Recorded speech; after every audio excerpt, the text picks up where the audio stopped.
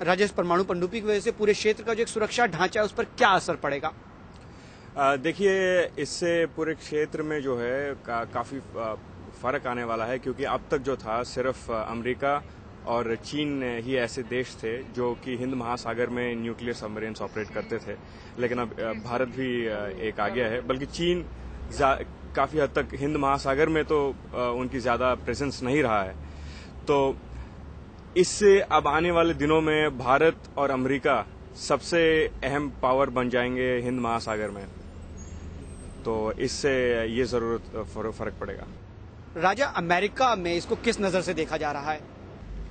जी देखिए, अमेरिका तो हम हमेशा से चाहता आ रहा है कि, और खासकर पिछले कुछ सालों में, कि भारत उनका बराबर का हिस्सेदार बने, भागीदार बने हिंद महासागर की सुरक्षा में।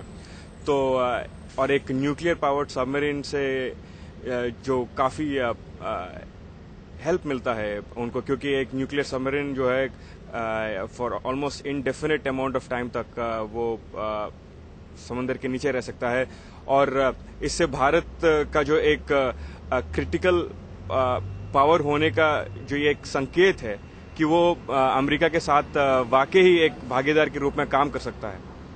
राजेश, परमाणु पनडुब्बी को बनाने के लिए भारत ने रूस की मदद ली है और दूसरी तरफ उसके अमेरिका के साथ संबंध बढ़ रहे हैं, तो अमेरिका इसको कैसे देखता है? देखिए, भारत और रूस का जो सुरक्षा संबंध हैं वो बने रहेंगे, लेकिन आजकल रूस में भी ये पहचानने लग गए हैं कि उनके कुछ गलतियों की वजह से भारत अमेरिका की तरफ ज्यादा देखने लगा है। जैसे एडमिरल गोर्शकोव जो एयरक्राफ्ट कैरियर लेने वाले हैं भारत जल्द ही, तो उसके दाम में करीब 20 गुना बढ़ोतरी हुआ है, लेकिन इस सब के लिए रूस ही जिम्मेदार है। तो ये अमेरिका कैसे देखेगा इसको?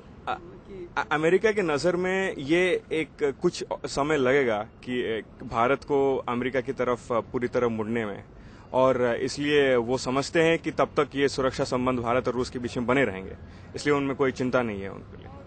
राजा, ये बताइए कि ये बात हो रही है परमाणु पनडुब्बी की, ये किस तरीके से ये आपकी सुरक्षा को और बेहतर कर सकता है? देखिए, आमतौर से जो पनडुब्बी होते हैं उनको अक्सर समुद्र के ऊपर आना पड़ता है उनके बैटरीज को रिचार्ज करने के लिए, जो डीजल पावर्ड सबमरीन्स होते हैं। लेकिन जो न्यूक्लियर पावर्ड सबमरीन है, क्योंकि उसको उसके न्यूक्लियर मोटर की वजह से उसको हवा की जरूरत नहीं होती, और वो खुद अपने जो है मतलब वो समुद्र के नीचे काफी लंबे समय तक जो है रह सकता है।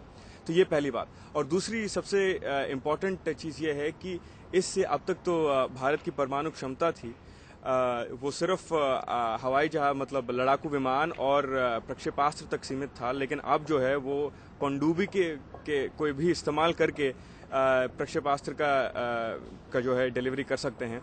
तो इससे अगर किसी जंग के दौरान अगर कोई दुश्मन पहले ही वार करके अगर भारत के सारे न्यूक्लियर एसेट्स और बाकी इंस्टॉलेशंस को नष्ट करता है, तो भारत को जवाब देने का जो है पूरी जो है क्षमता रखता है। तो इसलिए ये पनडुब्बी जो है बहुत ही ऐतिहासिक, और ये लगभग मैं तो कहता हूं कि ये चांद्रयान के बराबर है भारत के इतिहास में, खुद से एक परमाणु पनडुब्बी का बनाना। हमसे बात करने के लिए बहुत बहुत शुक्रिया।